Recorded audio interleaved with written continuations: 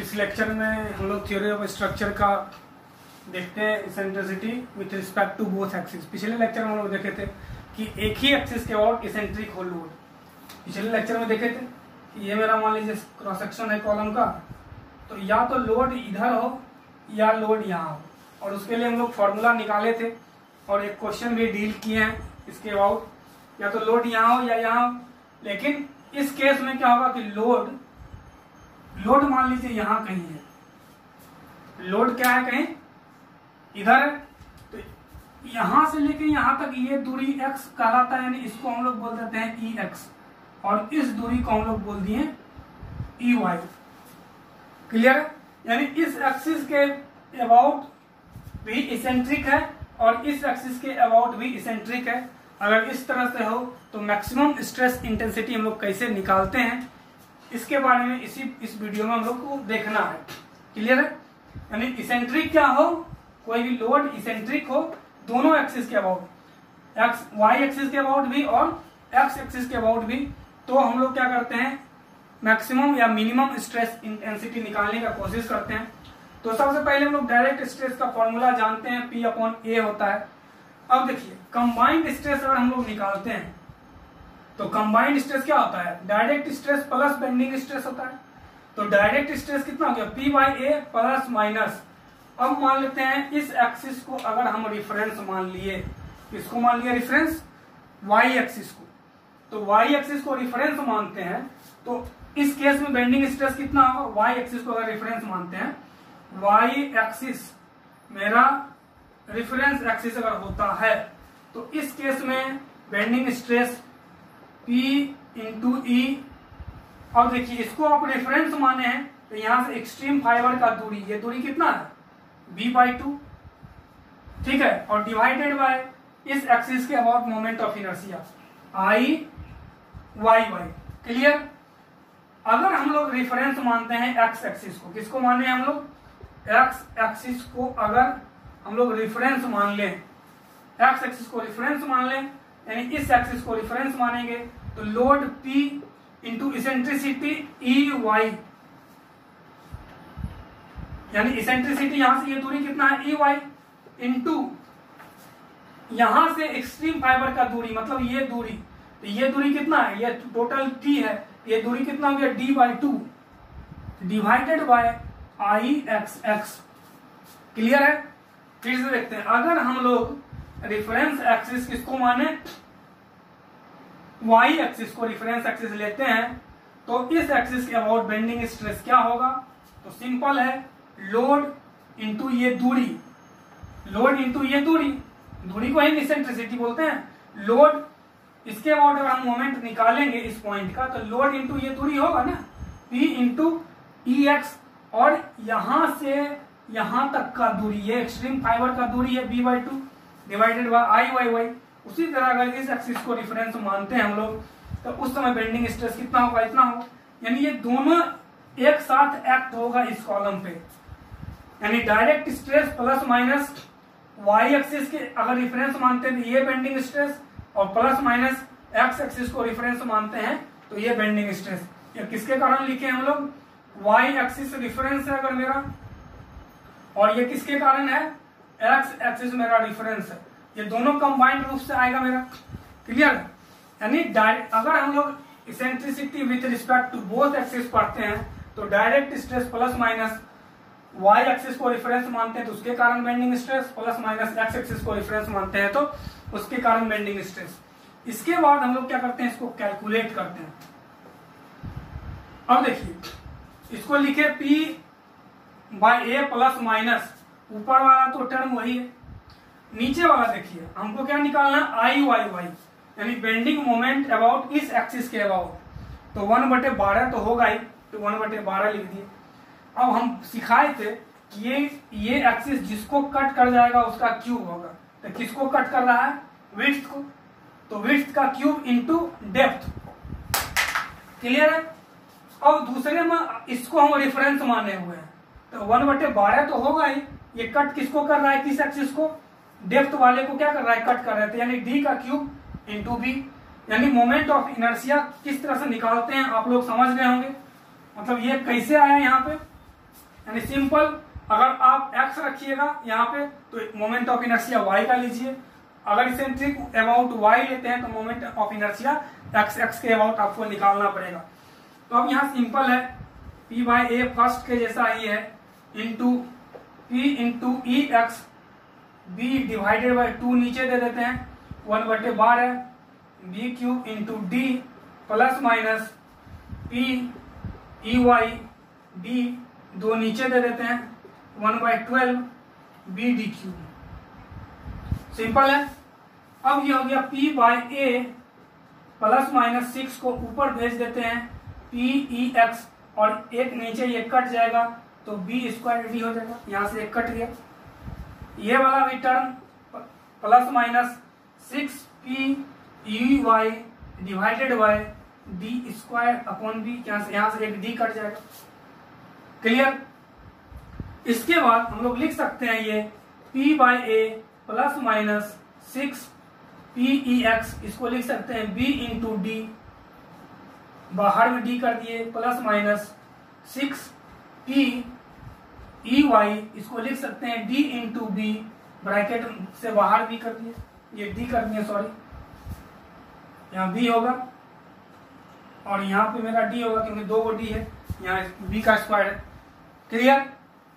इसके बाद अब तो सिंपल कैलकुलेशन है, ज्यादा कुछ है नहीं।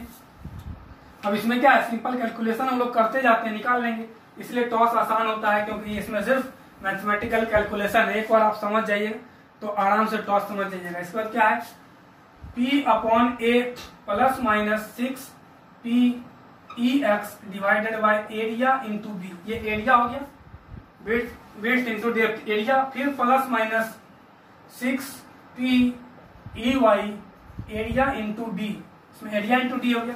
अब इस सारे में कॉमन हो गया p बाई ए, कॉमन ले लिए, 1 plus minus 6 e x divided by b plus minus 6 e y divided by d. Clear है यहां तक। तो ये मेरा क्या निकला है f। अब हम लोग को निकालना क्या है, f मिनिमम। f मिनिमम क्या आएगा, p by a 1 minus 6x divided by b minus 6 e y by d, और f मैक्सिमम जो हो जाएगा सिर्फ साइन चेंज हो जाएगा, 1 plus 6 e x divided by b plus 6 e y divided by d, यही निकल गया मेरा मैक्सिमम और मिनिमम इंटेंसिटी। अब इसमें निकालना है फॉर नो टेंशन कंडीशन। अब हम लोग क्या सीखेंगे, हम लोग फॉर नो टेंशन कंडीशन, मतलब कॉलम लोड को, लोड जो है ये कॉलम में कहां पे हो ताकि इस कॉलम में कोई टेंशन जनरेट डेवलप नहीं हो।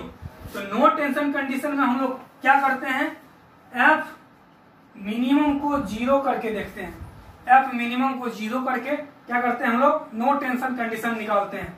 यानी एफ मिनिमम का जो मान है मेरा, वो हम फिर से यहां ऊपर में लिखते हैं, एफ मिनिमम इक्वल टू है p by a 1 minus 6 e x b minus 6 e y d, यही है। अब हमको निकालना क्या है कि टेंशन कंडीशन नहीं हो। अगर मान लेते हैं यही मेरा क्या है,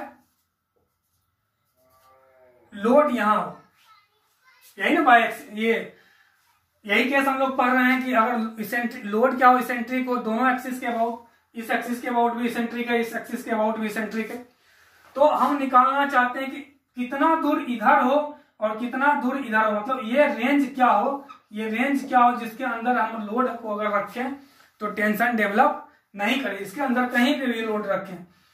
क्लियर है।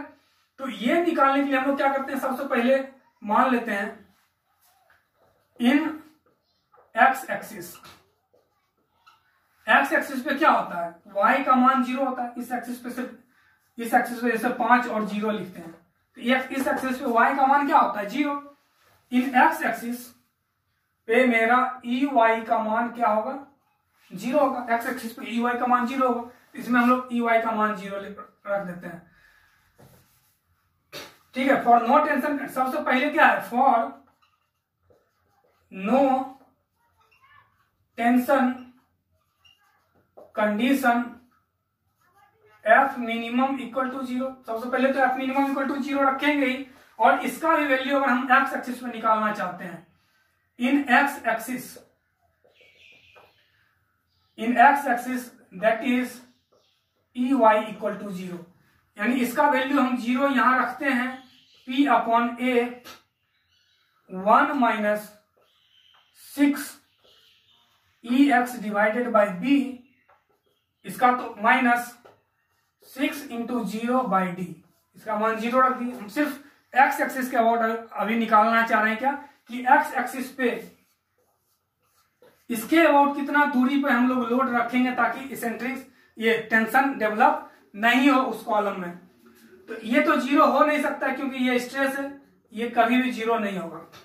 तो जीरो किसको होना पड़ेगा, इसको, यानी 1 minus 6 e x divided by b बराबर जीरो, यानी ई एक्स इक्वल टू आ गया क्या, बी बाई 6। यानी यहां से ये दूरी कितना होना चाहिए मेरा, या इसको इधर बनाते हैं फिगर को, ये दूरी कितना होना चाहिए, ये b बाई 6 होना चाहिए।